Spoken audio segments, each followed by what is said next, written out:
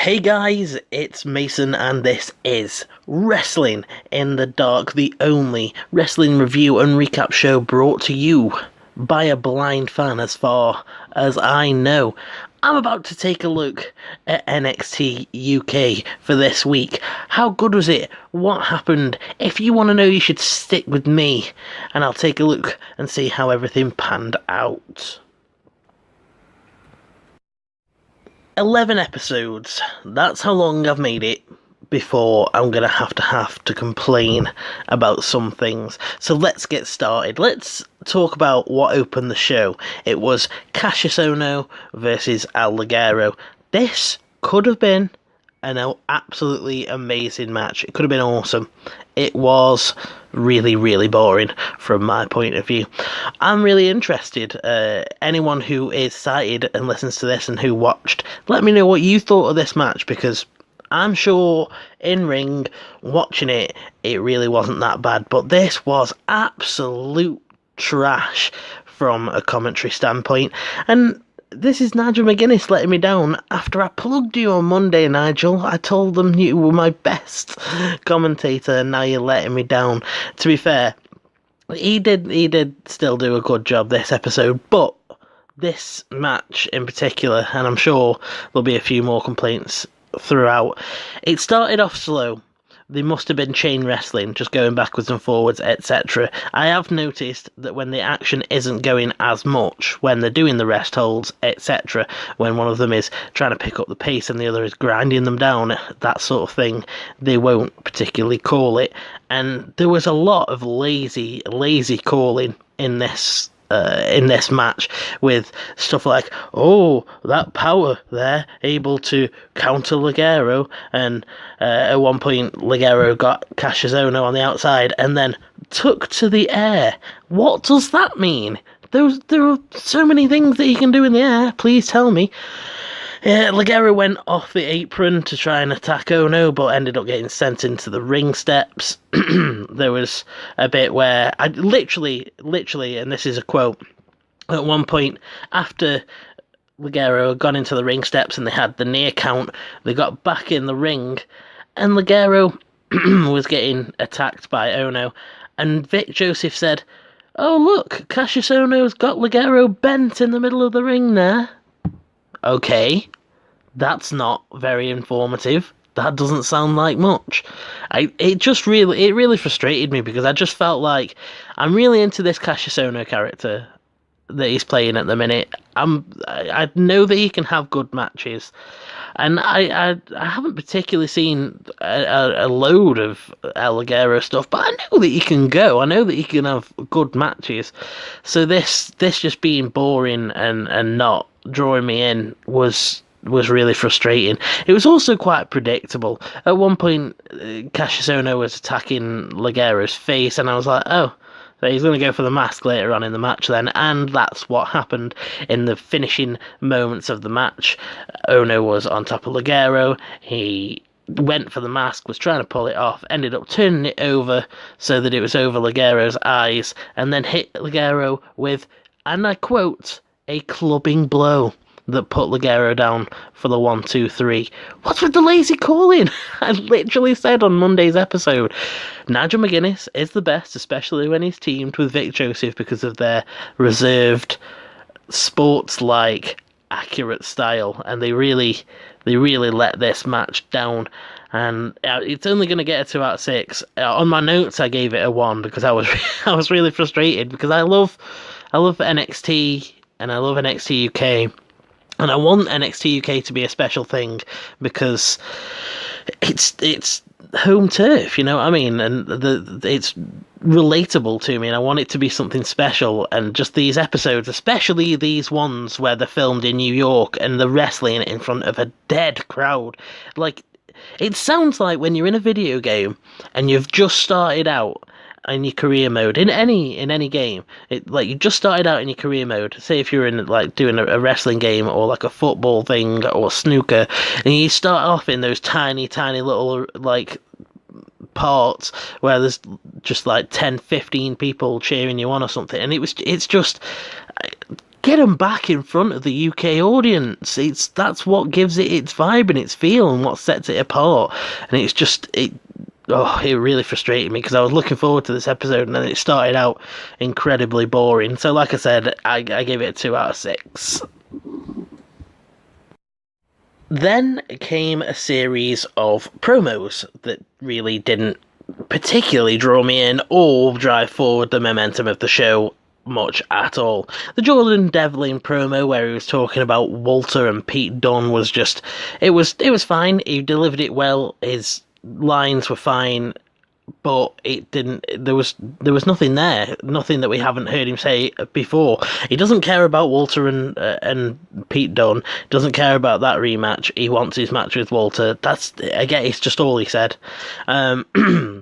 But he delivered it well, and I am looking forward to seeing him going up against Walter next week. It was the nicest line in this was that he said that Johnny Saint, in an effort to protect the precious rematch between Dunne and Walter, he'd made Devlin's match with Walter next week a non-title match. So that was nice, but there wasn't much else to it. Same sort of thing with the next thing with Marcel Bartel and Fabian Eichner. They were just talking about how lazy people are, basically, saying that people can just come to NXT and get in the performance center and get gifted a title, and they don't have to work as hard as they did, and that it's a sacred space that people need to respect. And it's a weird one. I'm not sure whether that works as a heel sort of gimmick. I don't know why. Maybe it's because I respect wrestling. I don't see it as like a heel thing to say, we worked really hard. There are people that are in this and don't take it seriously, and this is a sacred space to us. I don't see that as a heel thing, really. So I'm not sure whether they're going to try and turn them face or whether it's just because I am a dedicated fan and don't see that as a heel thing. But that was short and sweet. That's all that really was to that. After that, we got Tony time. She comes out and pulls a promo in front of a little bit more of an alive crowd than what we had for the Ohno Ligero match. They actually seemed to know who Tony was, and she got some actual audible cheers as if there was people there. Thank God for that. But, and here comes the complaining again, this was pointless. So there's so many things that they could do, right? Why not have her on commentary or something like that? Because this was all to hype up the next match, which was Piper Niven versus ZiaLee. Not Piper Niven. I'm so stupid with that. It was Kaylee Ray versus ZiaLee. So Tony cuts this promo where she says, I love being the NXT UK champion. We've got a really talented pool of a roster. There's all these women. There's Nina Samuels. There's the Xia Brookside. There's Piper Niven. But there's Rhea Ripley. But I'm going to be the champion for a long time. And as she walks back up the ramp after that waste of time, Kaylee Ray. I don't know. I'm getting them mixed up in my head, and it's so annoying. Anyway, Kaylee Ray comes out onto the stage. She's like, you forgot about me, and then has a really, really boring match with ZiaLee where they just didn't, again, the commentary was just completely lazy. I have no notes from that match other than the fact that Kaylee Ray won with the Widow's Peak. I just really struggled to pay attention to it and to get invested in it because there was just nothing going on. The commentary really played up on the fact that ZiaLee had a really strong striking game, kept playing up on Kaylee Ray needing to avoid that. Kaylee Ray was trying to avoid that and trying to work over body parts and keep the pace slow. But other than that, there was nothing of note to this match, and it just really frustrates me because I want like I said in the last bit, I really want NXT UK to be a special thing. And if I was just a randomer and I just got the WWE Network and I was looking through and I'd stumbled on this episode, I would not come back next week. I just wouldn't. And it's really frustrating. I've come into this in sort of a negative kind of mindset, really, because I found it really boring. But that was the stretch between the first and last match. So that's that, isn't it? After the Kaylee Ray and ZiaLee match, Piper Niven had a very, very short promo where she called Rhea Ripley a bully and said, let's see how Rhea Ripley reacts now that there's someone that she can't boss around on the scene. That was literally it. I'm looking forward to seeing her in action, have a bit more of a role. I'm looking forward to seeing her come out when they do the Scotland tapings, because I think that she'll get a huge reaction there, hopefully, and they can actually get the ball rolling on her. I'm glad that they didn't really waste her this week in front of that New York crowd. Then after that, it was the main event of the evening. We had Moustache Mountain versus Mark Andrews and Flash Morgan Webster.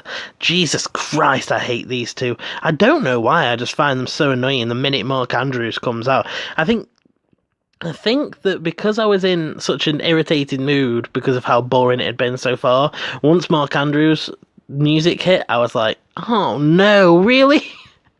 And can I just say, we've been kicking up such a fuss in the IWC over the last week and a half over this whole War Raiders Viking experience, Viking Raiders, Viking Warriors type deal over the name. In NXT, they've got The Hunt and Moustache Mountain, and those are two both ridiculous names that people love. So people need to just make up their mind on whether they like silliness or not. Like, I like Moustache Mountain enough, but that is a really stupid tag team name. I'm just getting out my frustrations. I'm really sorry. I'm really sorry. Anyway, Moustache Mountain versus Mark Andrews and Flash Morgan Webster.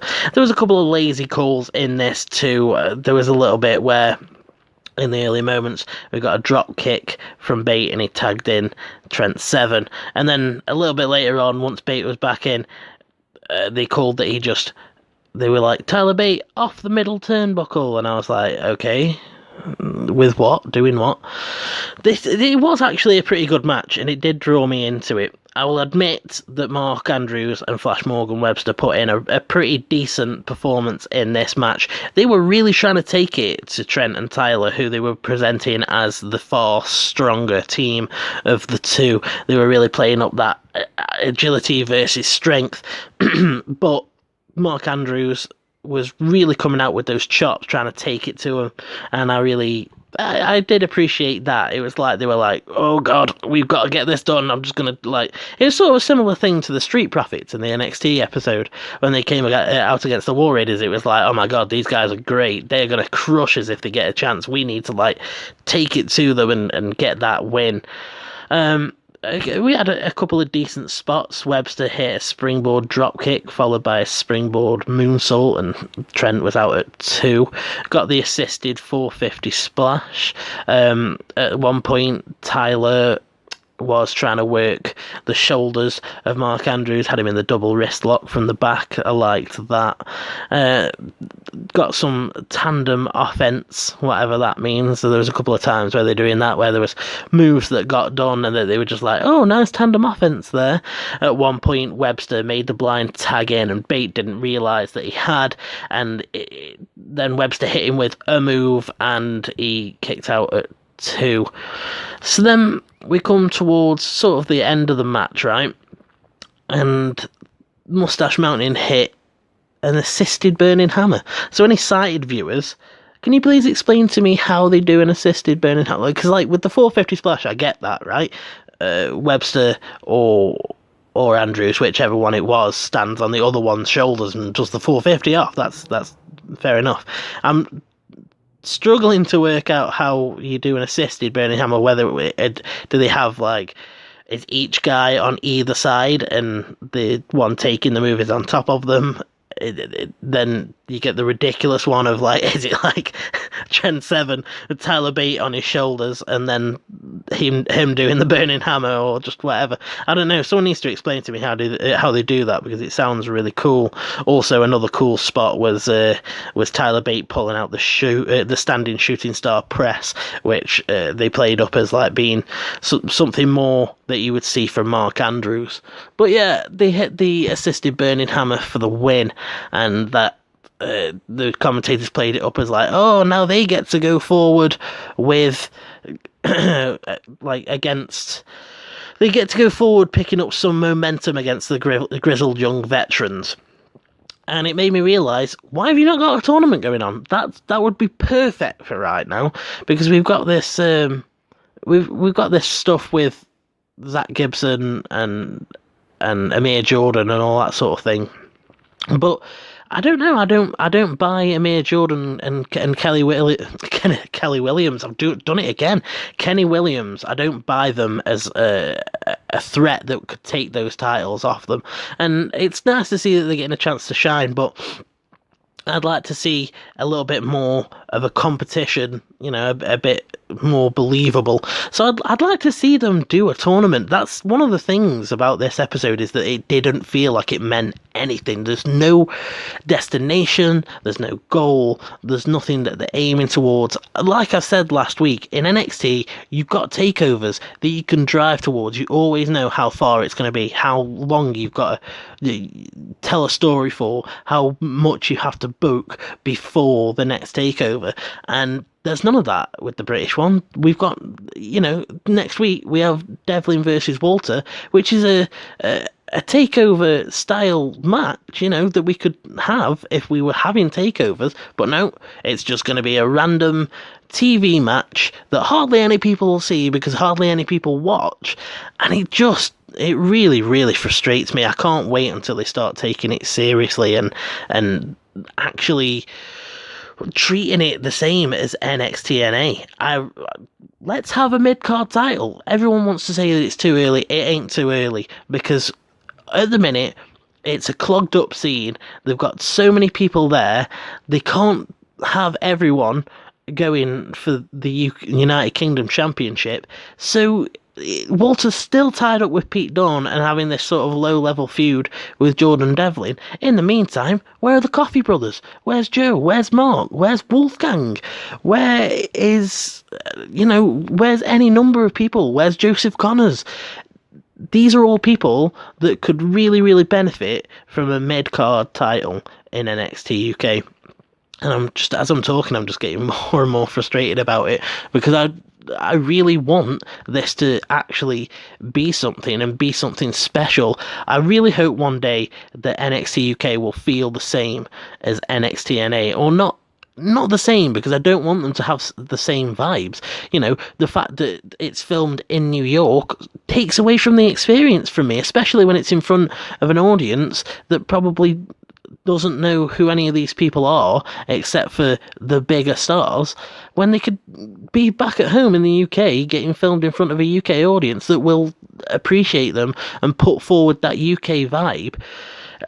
I don't want them to feel the same. I want them to feel equal, and I really can't wait till they do. So, but I guess that's all I've really got to say on that, because I don't want to moan anymore. So those were my thoughts on this week's NXT UK. It comes in at a high to a low 3. I really wasn't impressed. Nothing much dragged me in. Kassius Ohno versus Ligero could have been so much better. Kaylee Ray and ZiaLee also could have been a better match. The Moustache Mountain versus Andrews and Webster match was pretty good. I gave it a 4 out of 6, but other than that, there was not much that I enjoyed in this show, so I'm giving it a 2 out of 6. But I'm interested in what you guys thought, so let me know in the comments section down below. We can have a chat about it. Let's be friends. how would you improve NXT UK? What would you like to see happen? I'm genuinely interested, so drop me a comment down below. And remember, Mondays I take questions. I'll answer your questions, so stick them down there and I'll try to get to them on Monday's episode. If you've liked what you've heard, remember to hit that like button because it goes a long way, especially towards making me feel good. And if you want to stay up to date with all of my episodes, hit the subscribe button, hit the notify bell, and you'll never miss an episode of Wrestling in the Dark. Right guys, I'm off, and you should have a good one.